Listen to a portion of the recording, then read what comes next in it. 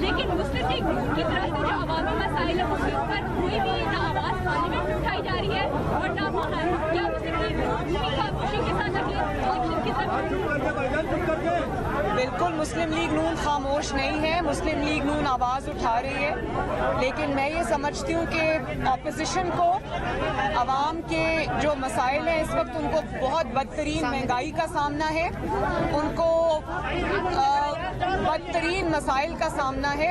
तो मेरा ख्याल है कि अपोजिशन को आवाम के साथ खड़ा होना चाहिए, आवाम के साथ खड़ा हुआ नजर आना चाहिए और आवाम के दुख दर्द के लिए आवाज़ और जोर से उठानी चाहिए। जी कोई और सवाल? मैडम, आपने अंदर कहा है कि जिस एक्सटेंशन में पहले मुस्लिम लीग नून को वोट दिया उस एक्सटेंशन में मैं इसका जवाब दे चुकी हूँ। और कोई सवाल आपने करना है? जी सवाल करना है जी। तो सवाल खत्म।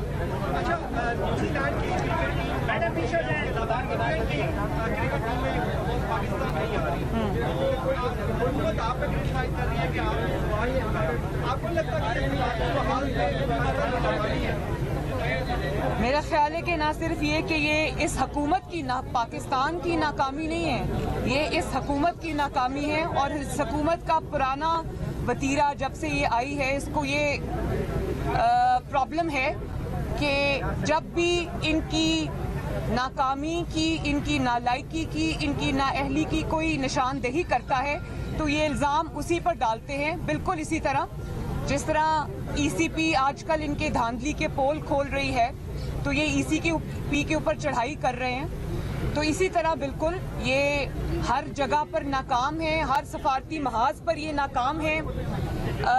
मेरा नहीं ख्याल कि इतनी तारीखी जिल्लत या रुसवाई किसी हुकूमत की किस्मत में आई है जब CNN जैसे चैनल पे बैठकर लोग ये कहना शुरू कर दें कि इस वज़ीर आज़म की हैसियत एक मेयर से ज़्यादा, इस्लामाबाद के मेयर से ज़्यादा नहीं है।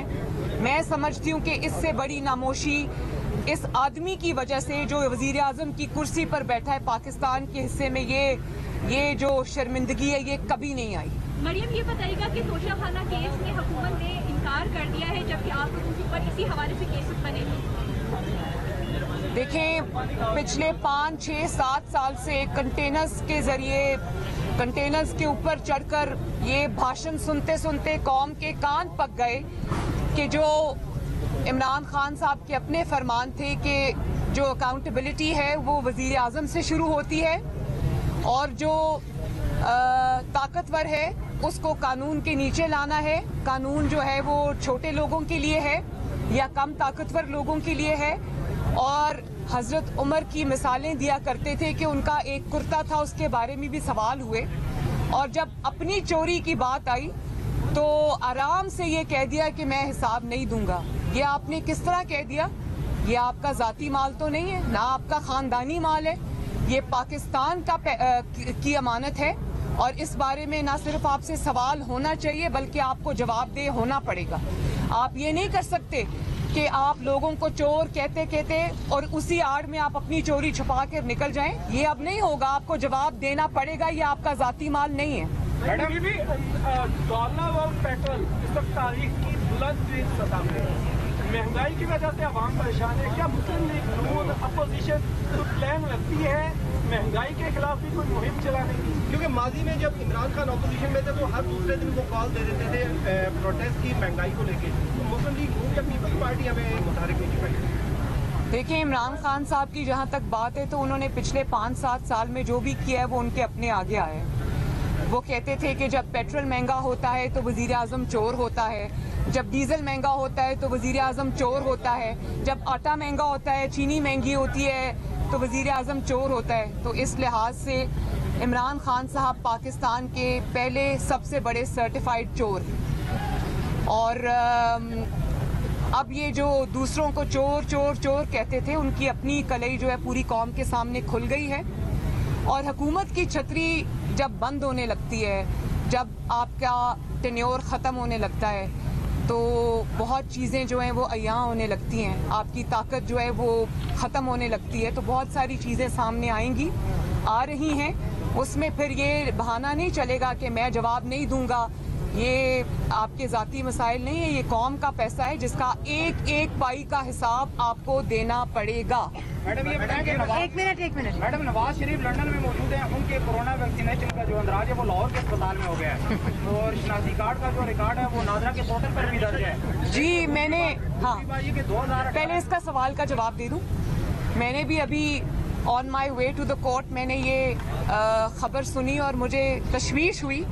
खबर तो बड़ी मुज़क्का खेज़ है लेकिन मुझे ये तशवीश हुई कि अगर ये आपका सिस्टम है, इस तरह से जो है वो आपका इंदराज किया जा रहा है जाली तरीके से, तो फिर ये एक और जो नामोशी है इंटरनेशनल वो पाकिस्तान के हिस्से में इनकी नाअहली की वजह से आएगी। इसका इंटरनेशनल रिएक्शन आ सकता है। मैं इस बारे में मुझे तशवीश है। 2018 का इलेक्शन हर इस हुकूमत की हर चीज़ की तरह उनकी ये जो वैक्सीनेशन का रिकॉर्ड है और वैक्सीनेशन का इंदराज है वो भी जाली है। 2018 का इलेक्शन आपने लीड किया, फिर एक बड़े अदारे के सरबराह को एक्सटेंशन दी गई, आपकी पार्टी ने वोट किया, तो क्यों आप मैडम उस इलेक्शन को लीड भी किया फिर बाद में आके आप उसको डिनाई भी कर रही हैं? मैंने इस बात का जवाब दे दिया और बड़े क्लियर अल्फाज में दे दिया है। मैंने इसमें अपने वर्ड्स मिन्स नहीं किए। मेरा जवाब इनके पास है, अगर आपने नहीं सुना तो इनसे पूछ लें। जी आप एक मिनट आपकी जो इंतखाबी इस्लाहात की कमेटी है कौमी असम्बली, उसमें JUI आपकी शमूलियत पर नाराज है। और दूसरा मेरा आपसे सवाल ये है कि आप पीपल्स पार्टी को दो जो इशूज हैं, एक जो अरकान जो है इलेक्शन कमीशन की है और जो मामला है नैब की एक्सटेंशन का, चेयरमैन नैब की एक्सटेंशन, इस दो मामला पे आप पीपल्स पार्टी को बनाने जा रहे हैं।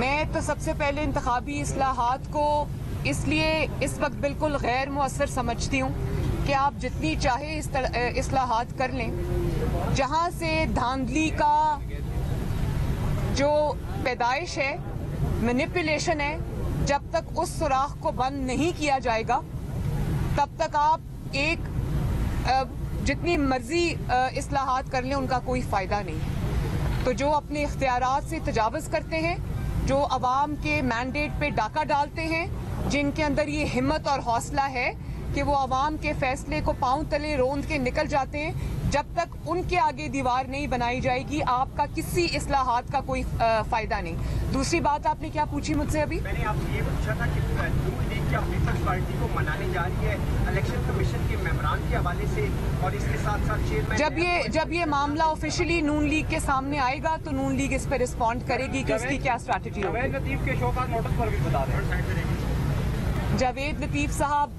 मियाँ साहब के जानिसार सिपाही हैं, उनकी बयानिए के साथ वो खड़े हुए हैं, लेकिन अगर उनको ये शो कॉज नोटिस मिला है तो वो जवाब अपने दे देंगे।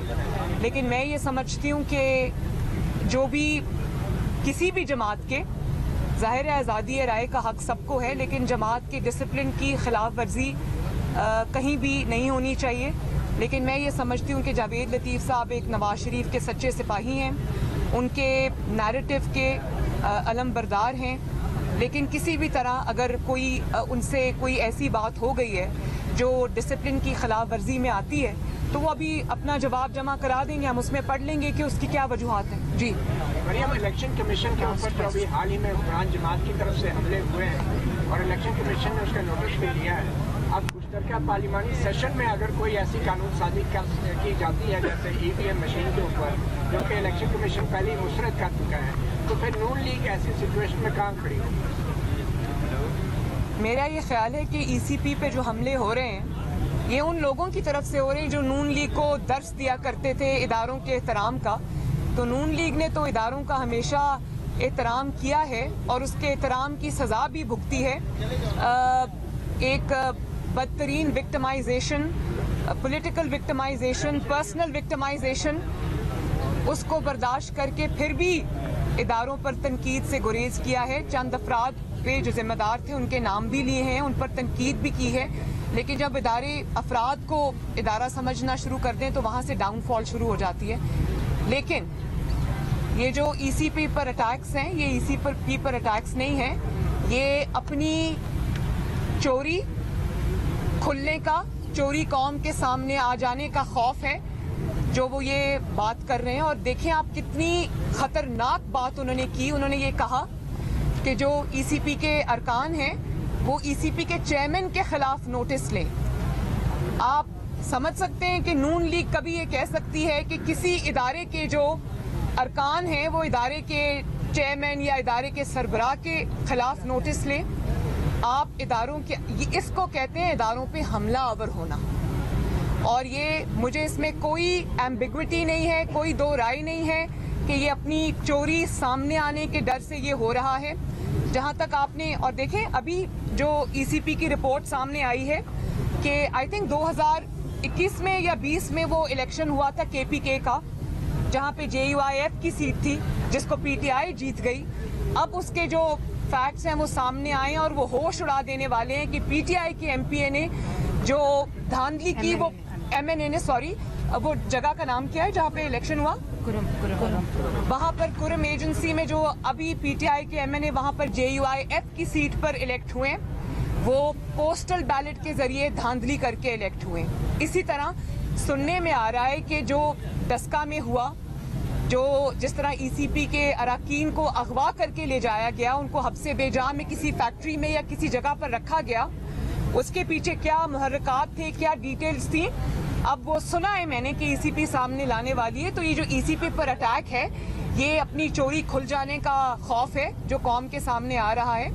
और जहाँ तक आपने इलेक्ट्रॉनिक वोटिंग मशीन्स की बात की, तो मैं ये समझती हूँ कि इलेक्ट्रॉनिक वोटिंग मशीन्स जो हैं वो एक जो RTS बिठाया गया था 2018 के इलेक्शंस में, ये उसी तरह का एक दूसरा कहानी जो है वो प्रिपेयर की जा रही है, घड़ी जा रही है। तो मैं ये बता दूं कि जो इंसान अपनी परफॉर्मेंस पे तकिया नहीं कर सकता, जो इंसान अपना हर महाज पे बुरी तरह नाकाम है, बुरी तरह फेल हो चुका है, चाहे वो महंगाई हो, इकोनॉमी हो, फॉरेन रिलेशंस हो, खारजा पॉलिसी हो, और आपकी जो लॉ एंड ऑर्डर सिचुएशन हो, दहशतगर्दी ने फिर सर उठा लिया, लोड शेडिंग ने फिर सर उठा लिया, तो ऐसे में फिर वो बेचारी हुकूमत इलेक्ट्रॉनिक वोटिंग मशीन्स पे तकिया नहीं करेगी तो क्या अवाम के मैदान में जाएगी? ये भले इलेक्ट्रॉनिक वोटिंग मशीन्स की वो कोशिश कर लें, कुछ भी कर लें, ये मेरी प्रेडिक्शन है आज यहाँ खड़े होकर कौम के सामने कि इंशाअल्लाह ताला अगले इलेक्शन जब भी आएंगे, इनको ना टिकट लेने वाले मिलेंगे, और अगर किसी ने टिकट ले भी लिया तो इनके वो लोग जो टिकट लेकर मैदान में उतरेंगे, उनको अवामी गैज़ो गज़ब का सामना करना पड़ेगा। वहाँ इलेक्ट्रॉनिक वोटिंग मशीन्स क्या कर लेंगी भाई? मैडम ये बताइएगा कि हुकूमत 4 तारीख को करने जा रही है, क्या हुकूमत का साथ देगी? मैं ये समझती हूँ कि मैंने पहले भी ये बात पिछली अपनी प्रेस टॉक में भी कही थी कि अफगानिस्तान के अवाम, अफगानिस्तान एक सॉवरेन कंट्री है और उसके जो अवाम हैं उनकी ख्वाहिशात का, उनके फैसले का एहतराम हम सबको करना चाहिए। पाकिस्तान की जिम्मेदारी इसलिए ज़्यादा है क्योंकि पाकिस्तान नेबर है, क्लोजेस्ट, और जुड़ा हुआ है अफगानिस्तान के साथ हर लिहाज से।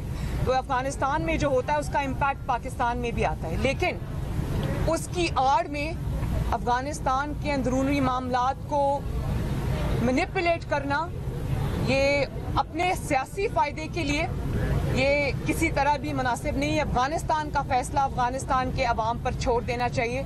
जो आपको करना चाहिए बतौर पाकिस्तान की हुकूमत या मुल्क के तौर पे, आपको सिर्फ ये करना चाहिए कि वो एक बहुत war ridden, war plague country है जो बहुत सालों से जो जुल्म और वॉर का निशाना बने हुए हैं, उनको रिहेबिलिटेट करने में, उनको दोबारा से आबाद करने में उनकी मदद करनी चाहिए। उनके सियासी मामलात में, उनके अंदरूनी मामलात में किसी को मुदाखलत का कोई हक नहीं है। पाकिस्तान को इससे दूर रहना चाहिए। Thank you ji, thank you very much.